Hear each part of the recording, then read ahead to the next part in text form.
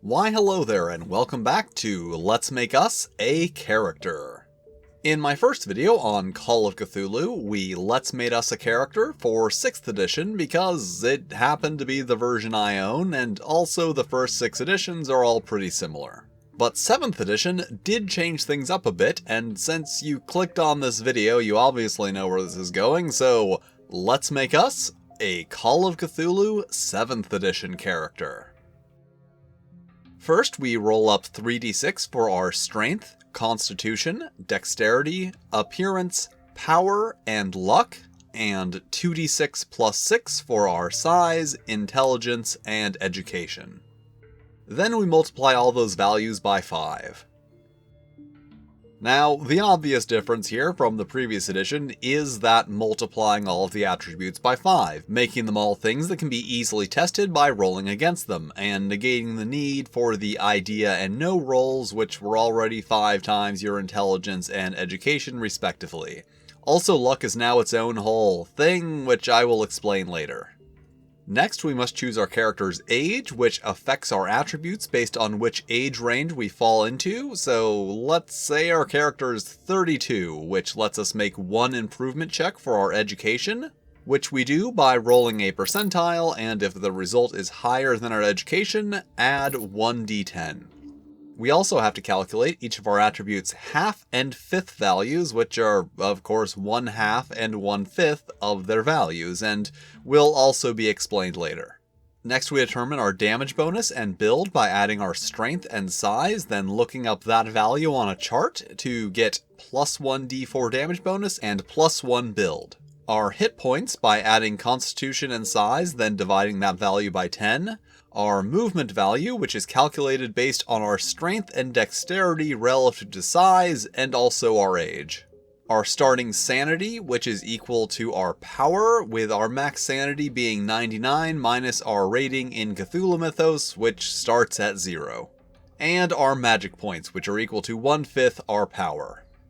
Next, we need to choose our occupation, which, looking at our attributes, might be a little tricky as we have very high strength, somewhat high appearance, but incredibly low dexterity. So let's just say our character is a bodybuilder / actor, big, muscly, and charming, but doesn't really need to be too quick on their feet. And for that, we will use the Entertainer sample occupation, which has the skills Acting, Disguise, 2 interpersonal skills, let's go with Charm and Fast Talk, Listen, Psychology, and 2 skills of our choosing. Let's take Library Use for researching our roles, and Medicine, since a bodybuilder would reasonably have higher than average knowledge of the human body. Our occupation also sets a range for our credit rating, in this case 9 to 70, and how many occupational skill points we get, which for an entertainer is equal to twice our education plus twice our appearance. The selection of skills has been streamlined slightly from the previous edition, which is very much a good thing. Each skill has a static starting value, except for Dodge, which starts at half our dexterity, and Own Language, which is equal to our education.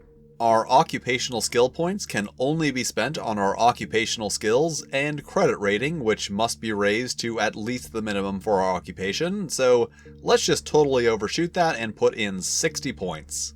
Then 70 in acting, since that's how we got such a good credit rating, 50 in disguise, 24 in fast talk, and 20 in charm, library use, listen, and medicine.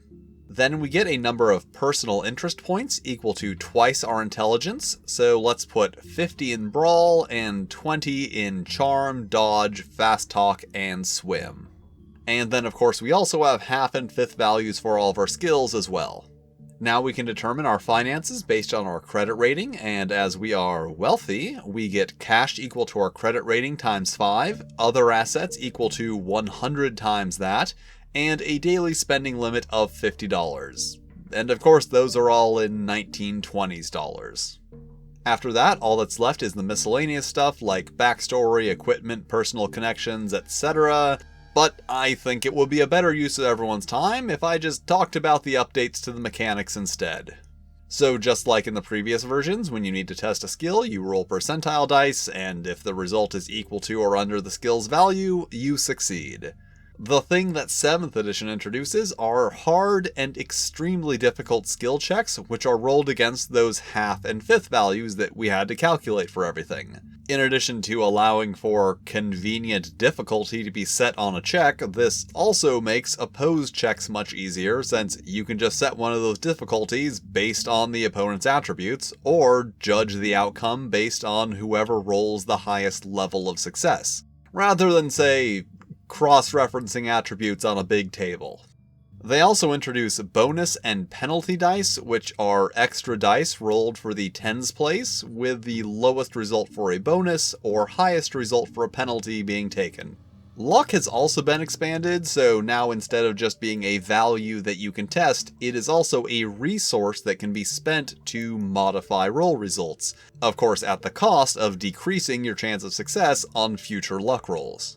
Overall, these and other things that they added are somewhat small changes to the system, but ones that do add a fair bit of flexibility to it, which is nice since roll under percentile systems are a thing that I like, but are kinda notoriously inflexible.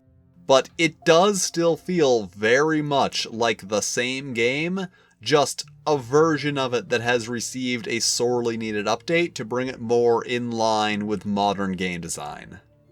Alright, thank you for watching. If you enjoyed this video, consider checking out my Patreon, where you can get early access to videos and other fun stuff. And even if you don't want to do that, you can still just hit all the lovely buttons, like, subscribe, these other videos floating around, you know, all of that stuff. And if there are any games you'd like to Let's Make Us a Character for, let me know in the comments. And until next time, keep on rolling.